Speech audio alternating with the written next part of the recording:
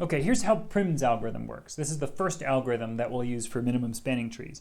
And you can think of Prim's algorithm as based on vertexes, or vertices. So it's a vertex-based algorithm, if you like. And that's as contrasted with what we'll see of Kruskal's algorithm, which is kind of an edge-based algorithm. So Prim's algorithm works like this. So first you just pick some node as your starting node. So here we'll pick A. So we choose a starting node.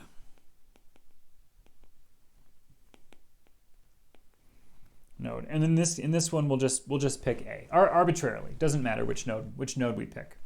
Okay, so then what we'll do is very similar to Dijkstra's algorithm. We'll build up a tree step by step, and at each stage we'll have a guarantee that that tree is minimum with respect to the nodes it contains, right? Is a minimum spanning tree for the subgraph induced by the set of nodes in the tree. And so then at the end we'll know that it is a minimum spanning tree of the overall graph. So here's what we'll do at each step. When we decide to add a node to a tree, we'll have two lists of nodes in front of us. Okay, so we'll essentially maintain two lists of nodes.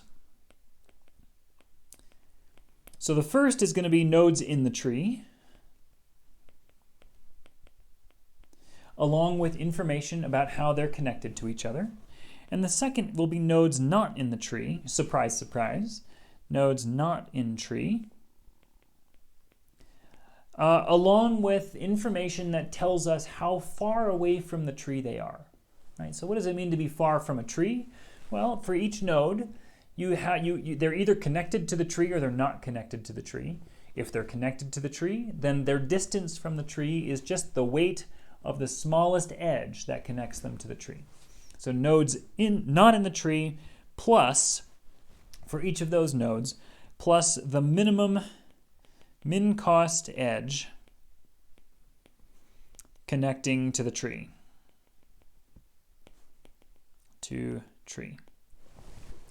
So here's how the algorithm works. Let's run one step of the algorithm here. So let's say we've got A here initialized to be in the tree.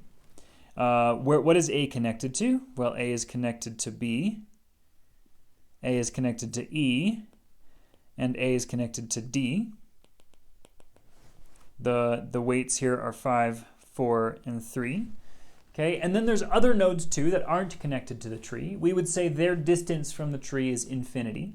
But here we have B, D, and E that are all connected to the tree, right? To this trivial tree, this tree with just one node in it, A. So they're all connected to the tree, and we know the cost of their connection to the tree.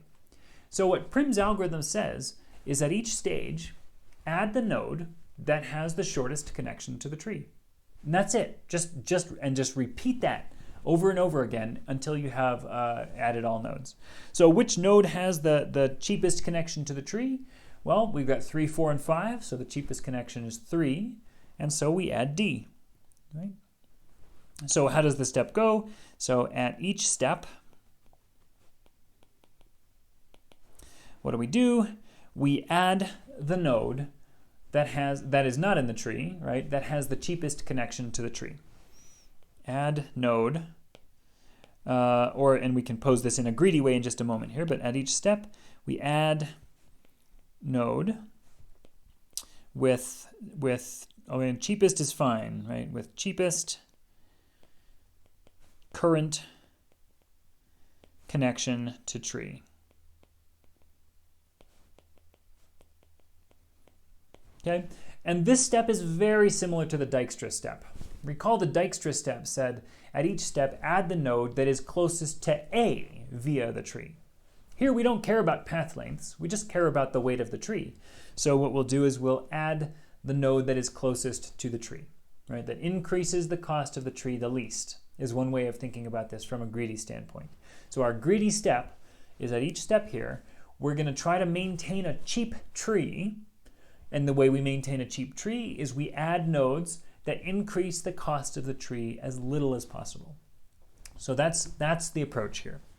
So then once we add a node, we have to do the same thing that we did in Dijkstra, right? We have to say, all right, we've just added a node to the tree, so now we have to go check that node's connections and make sure that they don't change anything about what we know about other nodes, right? They may actually give us access to other nodes, and they may actually change the minimum distance that each of these nodes has to the tree. So for example, when we add D here, D has an edge to E, and that edge has a cost of 1. And so now in this graph that we're looking at right here, there are 2 connections from E to the tree, right? The tree is outlined in the pink. There are now 2 connections from E to the tree. So what we'll do is we'll just discard the most expensive one and keep only the cheap one. So we'll just delete that 4 and keep the 1, and now this is our new current state of knowledge. Okay. So here's what we're going to do. As we run through this algorithm, I want to explicitly keep track of what we know. All right, so I'm going to have my 2 lists that I'll propagate down, and then as I propagate down these 2 lists, I can update the graph. So let me pause this for just a minute as I write these lists. So here's our algorithm at the very beginning. This is kind of how the algorithm is initialized. On the left, I have a list of the vertices in the tree, and so what we'll do is we'll replicate this list and update it at each algorithm step. And then on the right, I have the list of all the vertices that are not in the tree, along with information about how they're connected to the tree. So what does that mean? What is the information about how they're connected to the tree? Well, that information is, 1, who are they connected to in the tree, right? So what node in the tree are they connected to? And 2, what is the cost of that connection? So at each algorithm step, what do? I walk down this list of non-tree vertices and I ask, which one has the smallest weight? Then that's the only question I ask. And when I find one with the smallest weight, I add that to the tree, right? So the one with the smallest weight is D. So in the next step, my tree has 2 vertices, right? It has A and it has D. And then to be very strict, what I should do is also maintain information in the tree vertex list about how the tree is connected. So D is connected to A. Okay, so each node that I add will record with it kind of where it was connected when I added it, right? Who did I connect it to in the tree? And then I'll just write these down in sequence. Okay, so my non-tree vertices, now what I have to do with each of these is go potentially update the vertex to make sure that nothing is changed. So first what I want to do is I want to go through here and I want to change that to red. And now I'm going to go through my non-tree vertex list and see what's updated. So B doesn't change, right? Nothing about B's connections has changed. So B is still A and 5. C hasn't changed. It's still not connected to the tree. D now isn't part of this list, so it's gone. And E's connection has changed, right? E now has a cheaper connection through D than it does to A, right? So now that we just write down the cheap connection. So we have E. Now instead of A, it says D1, and F is still not connected. All right, so now what do we do in our next step? Well, we walk down this list and we say, hey, which one of these things has the cheapest connection?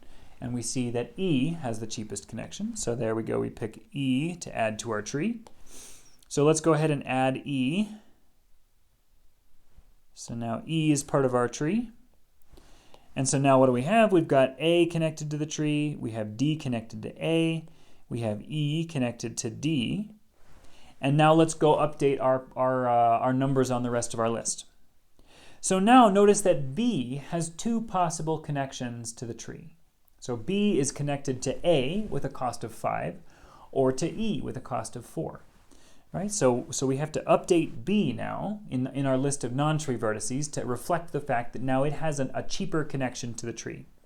So B, let me switch this back to black, B is now connected to E for a cost of 4, which is cheaper than before. All right, now C is also connected to the tree, so C is connected to E for a cost of 2, and F is connected to E as well for a cost of 3.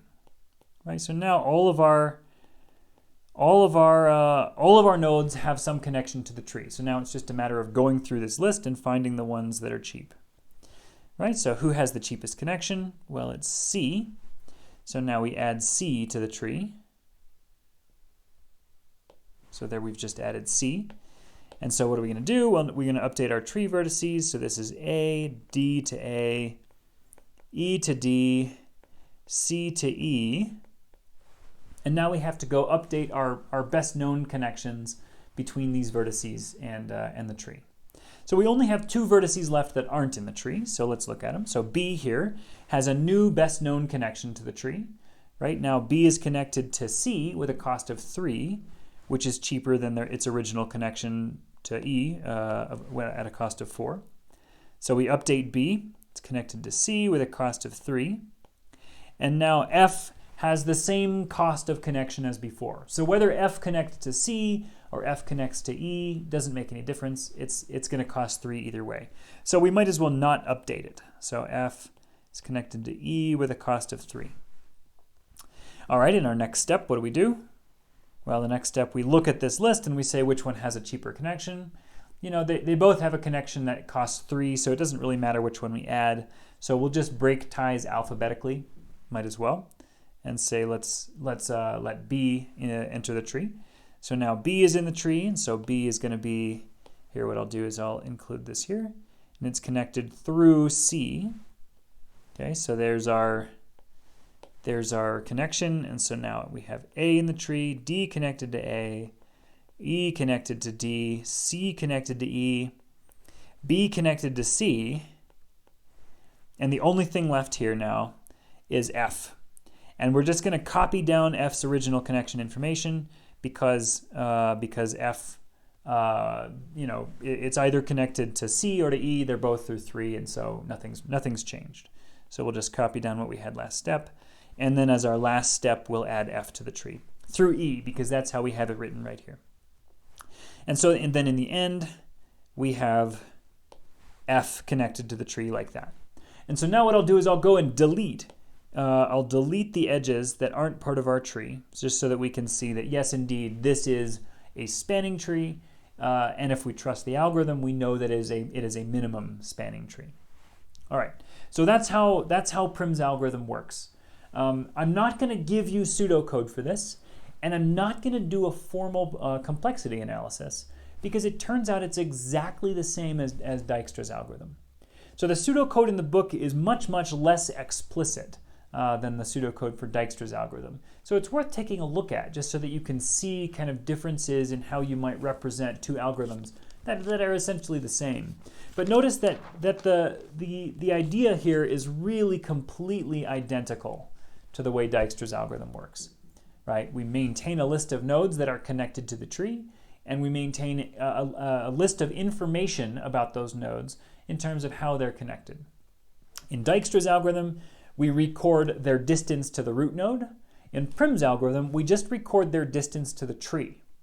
But in either case, based on that number that we've recorded along with the node, we just pick the one with the smallest number in the current list of nodes out there and add that to the tree at every step, and then go update its neighbors potentially. And so because the idea is exactly the same, the complexity analysis for Prim's algorithm is exactly the same as it is with Dijkstra's algorithm.